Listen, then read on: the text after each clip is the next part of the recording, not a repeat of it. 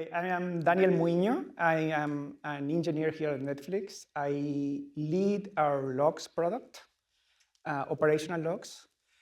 And today I'm going to be talking a little bit about our journey and some challenges that we had to overcome in order to make this product work at a reasonable cost and at reasonable performance, hopefully. In our case, scales drives everything. From simple choices in code we write, features we can add or avoid, to major architectural choices.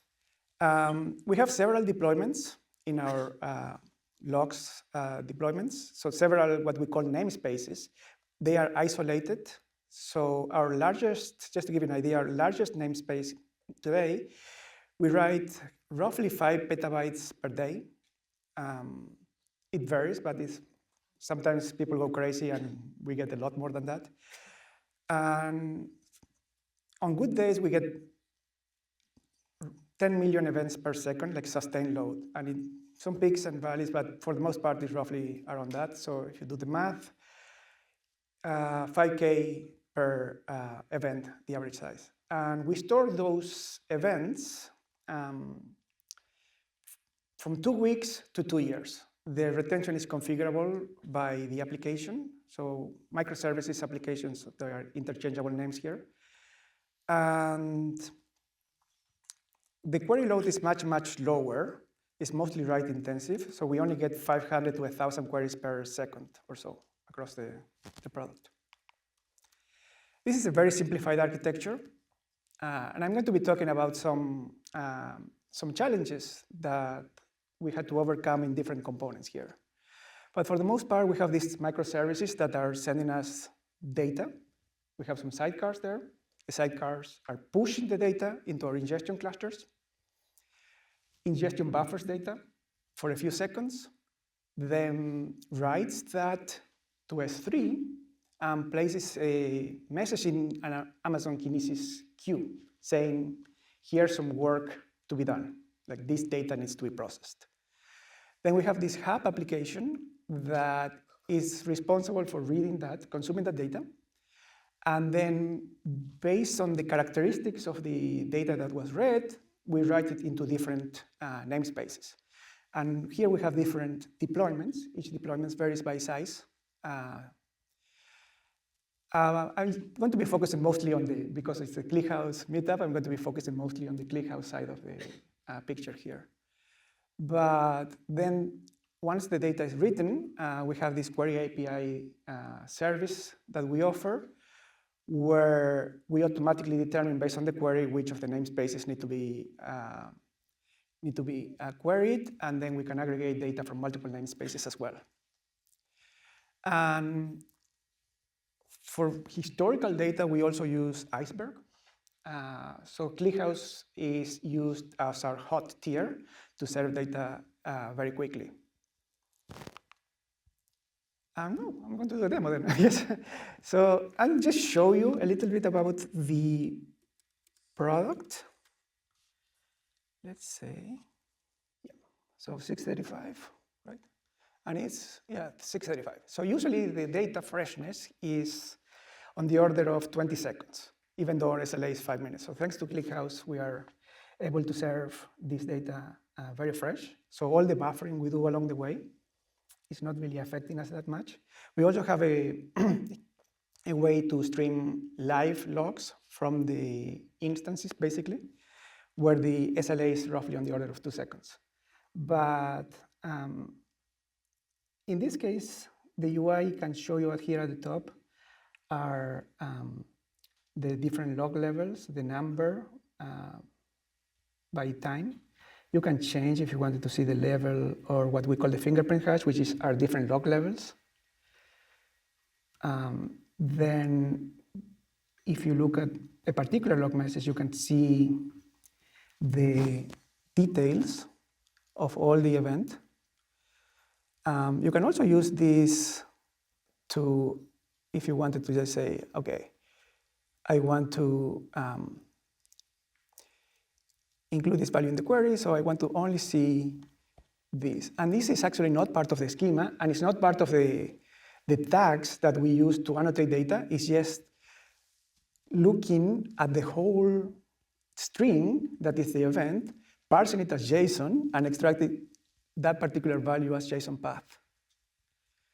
So we can also see more details about this thing. So we see this is the message. We can see the full response. We can see similar logs to this. And these similar logs are logs that share the same fingerprint hash, which is how we identify similar messages. And then you can see surrounding logs. So before this log was emitted, these are messages that are before and after. And the way, since we receive these logs for an application from thousands and thousands of nodes, how we determine surrounding logs, what is the scope for that is configurable. In this case, by default, we say they are surrounding if they are within a particular time window, and they come from the same node and from the same thread. And you can change that if you want. You can change the scope here. Let's say I don't care about the thread. I just want to know for that particular node or for the whole ASG. Yeah? Is this just compiled to like a SQL query of some sort? Basically. Not really, but we have a custom stack language that we expose to the API. Yeah. So the question was whether all of this comes down to a SQL query. At the end of the day, yes.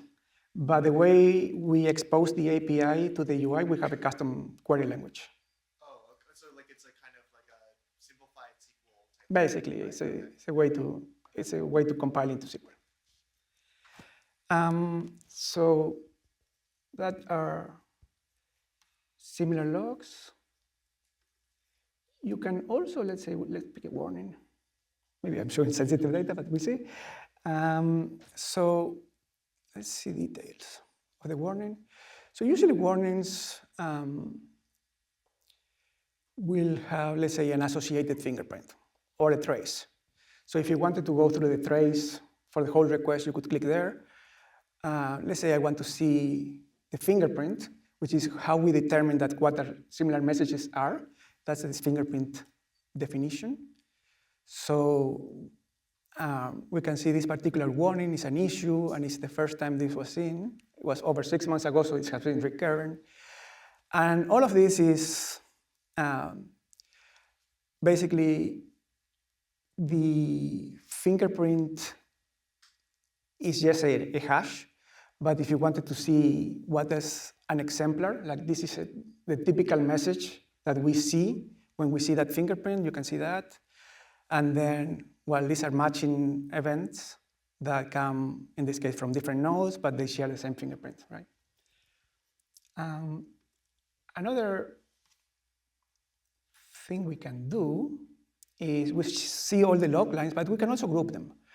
So let's say we can group them. In this case, they are grouped by the log level, but let's say I want to group them by their fingerprint hash. So instead of seeing a table of all the same messages, you can say, okay, this is the message. This message occurred 8.2 million times. That's what it said over the past hour, and well, now 3 hours ago. And then it's 23% of the overall log volume. So this particular type of message. And then if you go and see the definition is how we determine what the fingerprint is. And you can, here we're visualizing by level, but let's say we want to visualize by the ASG that is producing those things. Then you can see at the bottom, potentially a new version of the application was pushed to a particular auto-scaling group, and then you can get more information that way. So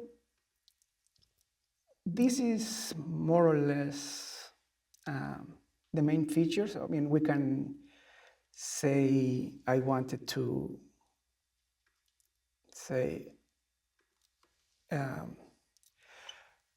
I can create queries, like, for example, okay, the formatted message contains a string. then you can see the query returns fairly quickly, especially for a high volume app. So the interactivity doesn't feel like you're scanning so much data. These queries used to take several seconds for any type of operation, and there are multiple queries that are happening here in the page in order to construct a histogram at the top, or to be able to do the query details, or to be able to do the, let's say, I want to include the logger. This is a new request. You can see I could include this particular type of loggers, and then the counts for the loggers. All of those are requests that we have to serve very quickly in order for this to be more or less a useful product. So I can say, okay, I want this query. So it gets added to the query at the top. So fairly straightforward, nothing crazy. But in order for to make that work, we had to make a lot of choices. Like, I think the key is more about how you simplify things in order to do the least amount of work in many cases. So I'm going to talk about 3 scaling challenges that we had to overcome. One, when we ingest the data. One, where we write the data into ClickHouse. And then the other into how we query the data. So hopefully some of them are somewhat useful. So the fingerprinting that I mentioned, we started doing something very complex using machine learning. It was easy to say, okay, classify this into different groups and give me an ID. But it was extremely expensive, it was very slow, and it made the whole product not work. So, okay, that doesn't work. Let's try something else. So for those who are not that familiar, I mean, the way we do it is very simple. We try to group similar messages together. If they have the same stack trace, or the last frame, depending on how you configure it, they are the same message. If they are generated at the same source code location, some login SDKs include that information, then they are the same message or similar messages. And finally, if we don't have a stack trace, if we don't have location information, then this is all configurable, but by default, we choose 3 attributes for the message: a log level, the logger name, and the message. And then we try to see whether the messages are similar when we hash the value. We started with the regex. This is a very tiny portion of the whole regex, where we try to identify entities and replace the value in the message with the name of the group. This all gets compiled into a complex regular expression later. But basically, at the end of the day, you say, does this match? And then replace the match with the name of the group. And the name of the group is there in the right. That was a bottleneck, a CPU bottleneck. So recognizing entities from a raw text is something that compilers have been doing for a long time. So it's basically the same problem. You are writing a lexer. And there are tools that make it very, very easy to write a lexer. And in Java, for example, we use JFlex. So I translated that complex regular expression into JFlex, which generates Java code, and then try it. Is it faster? It was an 8 to 10x performance boost. The throughput went up by 10x. Basically, we were able to do 10 times the number of operations that we were able to do with the regular expression. And the average time went from 200 plus milliseconds to 23, microseconds to 23 microseconds. And even the 99th percentile it wasn't that high. So it was a huge win. And it's basically just a rewrite. And you can automate the rewrite. The thing is, the pattern compile thing needs to be fast. And JFlex can take a long time optimizing the generated DFA. So just a very easy win. Then the hub is the application that writes data into ClickHouse. And the first version we wrote used this. The ClickHouse Java client is very, very easy to use. And it provides JDBC. We were writing to a different database. So this was easy to adopt. It's a standard JDBC where you prepare a statement, and then for each statement, you add some data to the batch, and then finally you execute the batch.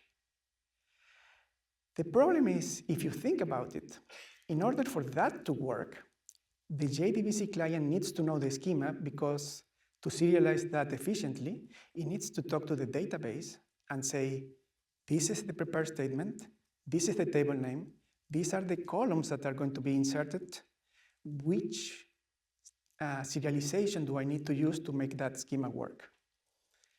So that happens once per prepared statement, and it can be cached, but it's overhead. So when I was looking at the CPU and allocation profiles, that was bothering me so much. So I thought, maybe we can do better. We can go a level lower into the abstractions. And for the longest time, we were using this, which is the ClickHouse client provides JDBC at the very top, but then JDBC is implemented on top of this ClickHouse data library that knows how to serialize the columns into this format called raw binary, which is quite efficient.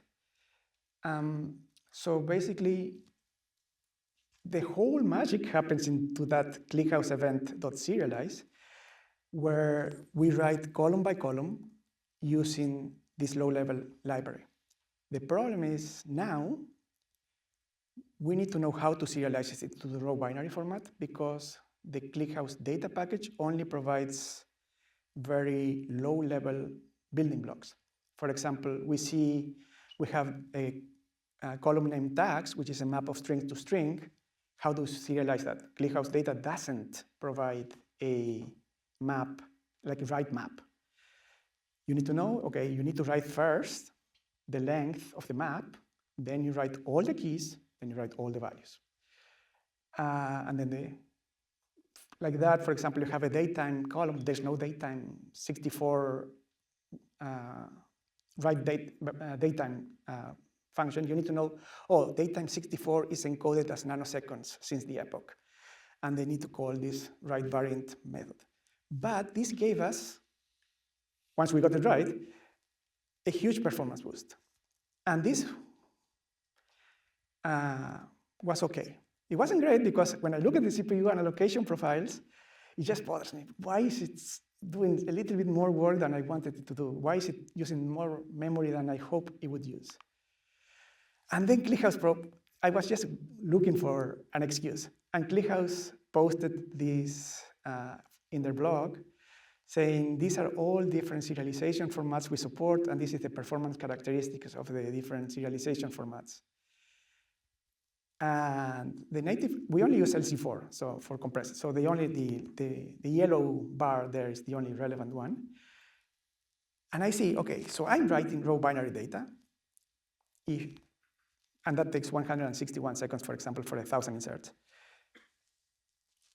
If I were to do the same work, but instead of writing raw binary, I could write native protocol data, it would take 131 seconds.